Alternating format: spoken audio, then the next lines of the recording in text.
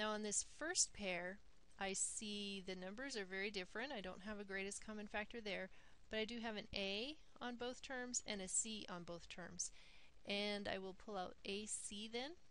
I have that 3B I'm going to keep track of out front with a big square bracket.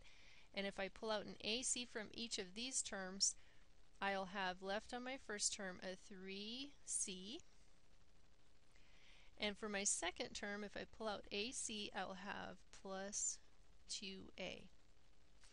Now these two terms for my last pair don't have a greatest common factor, but I can see that it matches this pair that I had already ended up with from the first two terms. So if I change the order of these, it would match this exactly. So I can think of it as pulling out a positive 1, which of course multiplying things by 1 won't change what you have, and I can always reorder because I can add in any order. So I have 3C plus 2A. And then my big square brackets. Now inside the big square brackets I have this 3C plus 2A, and there it is again. So I can pull that out to the front, and I have 3C plus 2A. And what I have left is, in parentheses, AC plus 1. There's my plus 1. There's my AC. And remember, of course, bring down that 3B. Now this is factored form. See how I have multiplication in between two binomials and then a greatest common factor out front also being multiplied. Now if I want to check my work, which of course I do, the best thing would be to do FOIL first on the two binomials and then multiply the greatest common factor through at the end. So to do that, I have 3C plus 2A and AC plus 1. Now I want to use FOIL, so I'll multiply the two first terms. So I have 3C times AC, so 3AC squared, and then multiply by the last one, so plus 3C.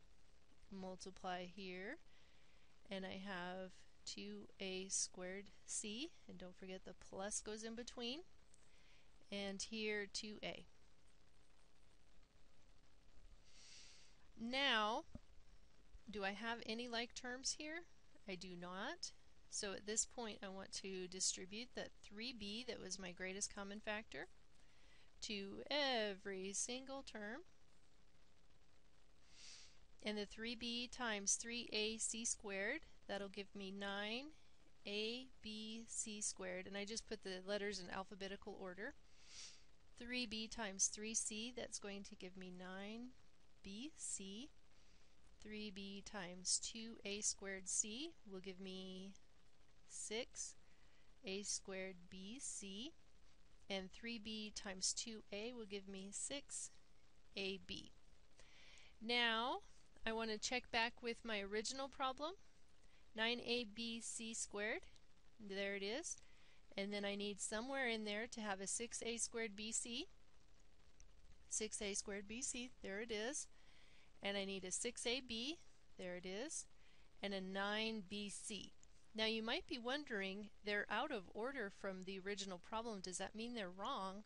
And the answer is no, because if I'm adding, I can add in any order, so the whole term including its sign, and they're all plus in this case, but including its sign can be anywhere in the problem and it's still correct. So my answer does check out there.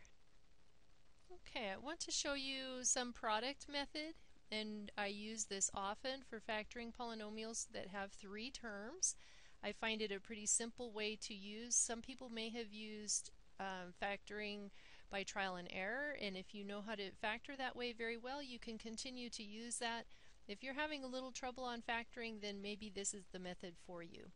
So what I do is look for the sum, and I look for the product. The sum is always the coefficient of the middle term. That's going to be your sum.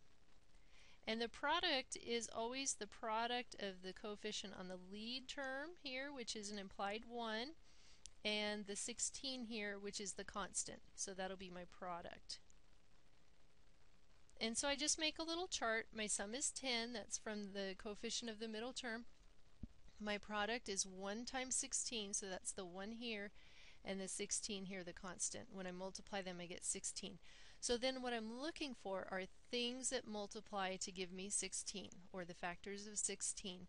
And I want them to multiply to 16, but I also want those two factors to add up to 10.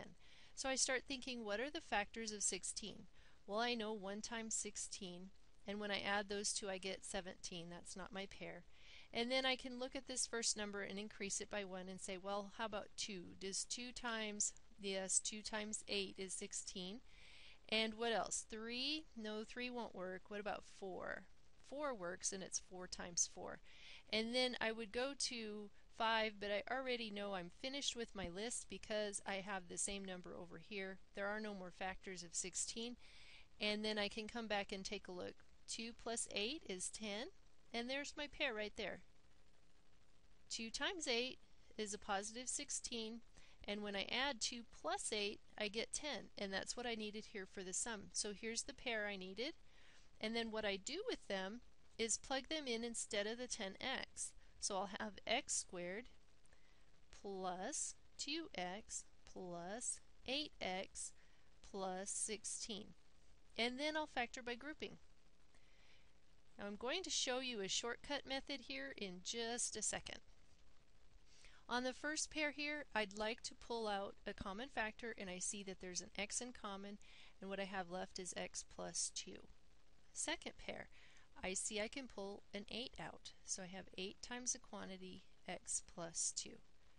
And now I have an x plus 2 in common, and I'm going to pull it out, and what's left is this x and this positive 8. And then my factor pairs are x plus 2, x plus 8. Now if I come back to my table, I can see that there's my 2 and there's my 8, and that's my shortcut. If, and this is a great big if you have a 1 for your lead coefficient, if you have a 1 on the x squared I put, which would be the lead coefficient, then you can use a shortcut. And the shortcut is that once you found your factor pair that you're going to use, you go straight to your factors, your final factors. So you take the 2, and since I have x's in my original problem, it'll be x, and it's a positive 2, so I put plus 2, and then my next binomial is going to be x again, and plus 8 in this case. Now remember that only works if you have a 1 for your lead coefficient. To check it, I would use FOIL. X times x, that'll give me an x squared. X times 8 will be a plus 8x. 2 times x plus 2x. And then 2 times 8, or a plus 16. Now when I combine my two like terms here, I have x squared plus 10x plus 16, and I look back, that was my original polynomial, so my factored form is equivalent.